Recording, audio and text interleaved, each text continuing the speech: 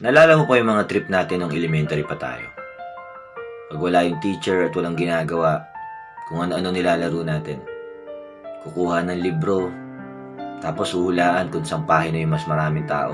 Tapos kung ilan yung bilang ng lamang, yun yung bilang din ng pitik. Tapos yung iba mo namang kaklase, nagdodrawing sa mga notebook nila. Yung espasyo sa taas ng notebook, dinodrawingan nila yun ng mga stick figure na naglalaban. Parang sila Son Goku. Tapos tanda mo yung likod ng notebook mo. Puro drawing din yun ng Dragon Ball. O di kaya naman, mga lettering. At paano malalaman kung mayaman yung kaklase mo? Kapag kakompleto yung colors ng mga Crayola niya.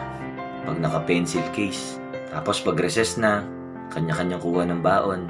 Biskwit, sesto, tinapay, nilagang saging, nilagang kamote, suman. Natatandaan mo yung lapis mo na puro